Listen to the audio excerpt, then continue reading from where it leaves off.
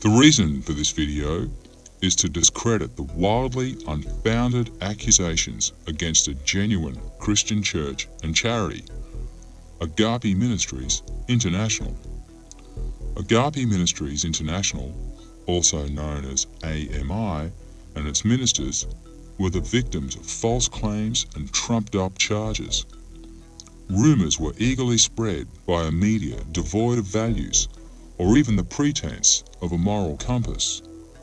Not even one media outlet verified any of the viciously slanderous claims against AMI. Quick to openly condemn AMI and brand it a cult, they refused to issue corrections.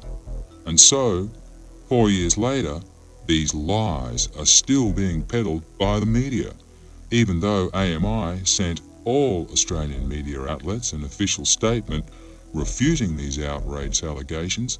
It was ignored. This video brings the truth to light. It provides some semblance of justice for the church, its pastor, ministers, and congregation. It aims to prevent this repulsive crime from occurring again, because if it happened to AMI, it could happen to anyone. It could happen to you.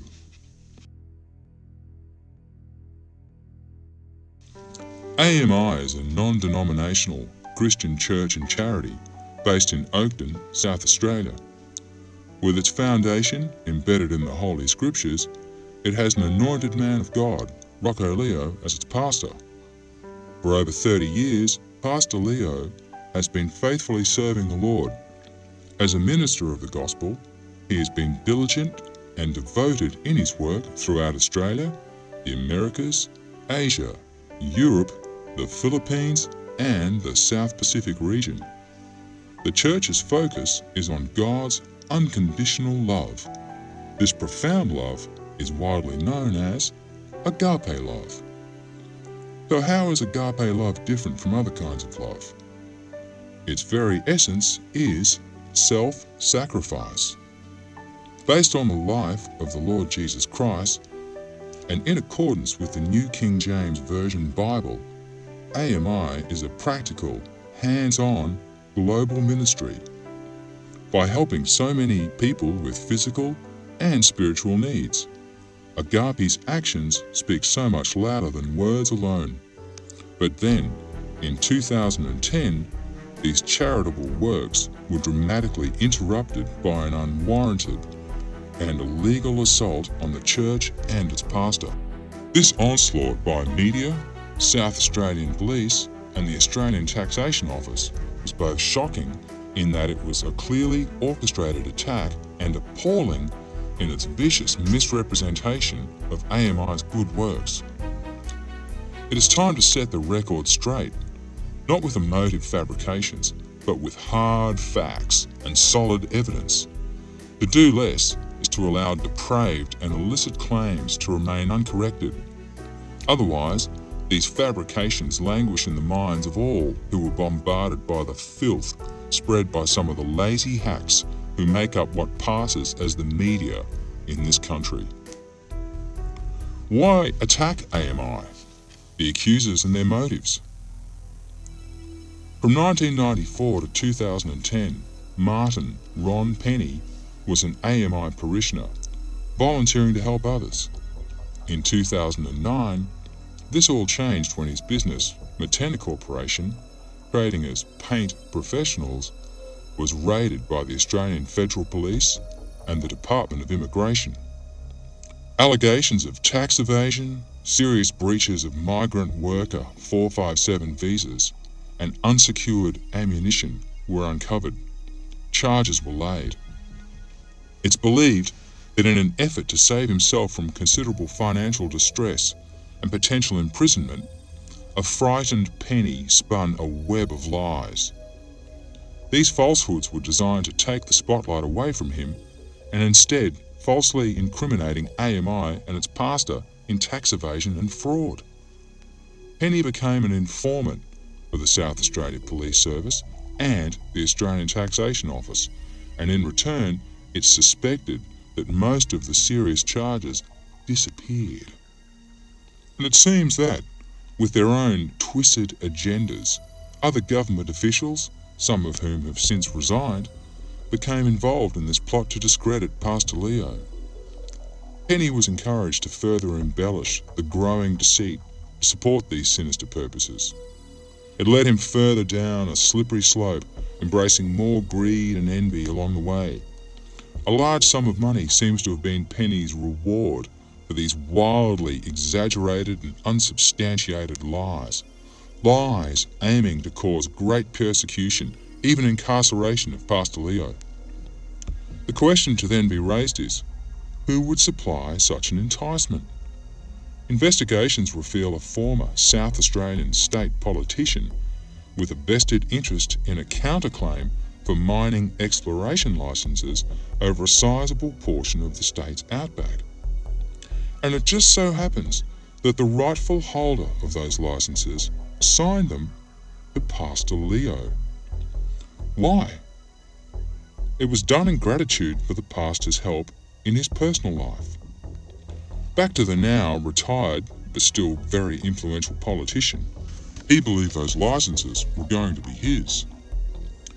Since they covered land reported by geologists to contain substantial wealth, he was dismayed to find the licenses had been gifted to Pastor Leo. Fueled by avarice, anger grew within this former politician. Was this a powerful motive to use Penny as a pawn against Pastor Leo?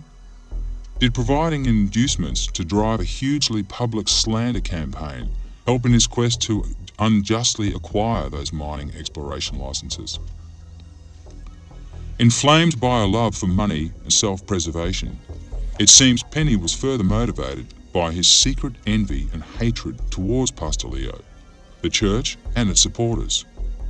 It is surmised that this hatred grew from AMI's refusal to partake of his tax avoidance scheme.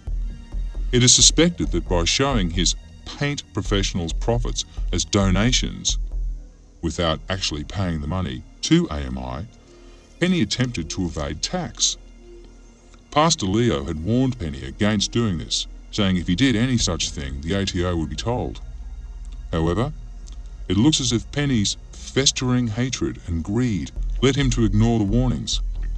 Perhaps they have even motivated him to launch false claims against Pastor Leo, AMI and its supporters. There never was, and there therefore still is, no substance to Penny's claims. Everything, I say again, everything is a fabrication. Penny's false claim was concocted with an array of deceit and misinformation with the intention of destroying and defrauding this legitimate Christian church and charity. Having keys to access an AMI property, Penny had the chance to secretly plant evidence to drive media stories and police raids.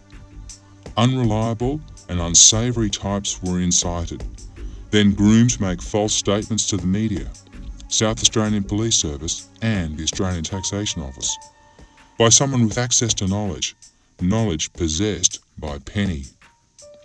Media reports and crazy civil claims were lent an air of legitimacy by SAPOL and the ATO, who, fueled by ambition and greed, blundered into the picture.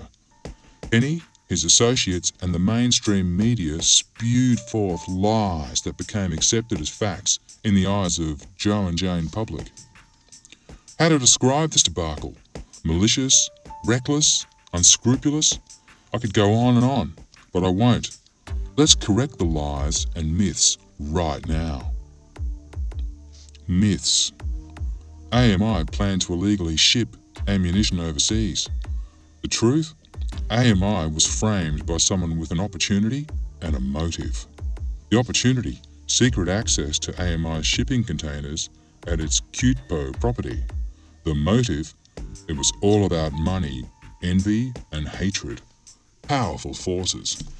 AMI's Vanuatu-based aid and missionary projects were to be supported by goods transported via shipping containers. These were being loaded at AMI's Cutpo-based rehabilitation facility. Penny had keys to this property, allowing him to secretly access the shipping containers. Within days of Sapol raiding AMI's properties, Penny lodged a civil claim for $1.2 million against AMI in the South Australian District Court. Sometime later, to support his greedy claim, Penny declared a list of items he professed to have purchased for AMI. Sure enough, his court documents revealed purchases of ammunition, even claiming it was for AMI's Kiwitpo property. This official declaration confirms Penny's link to the planted evidence and his premeditated malice. Myth: AMI had illegal high-powered firearms. The truth: no illegal, no high-powered firearms were found by Sapol. Why not? Because there were none to find. It was all a trumped-up story.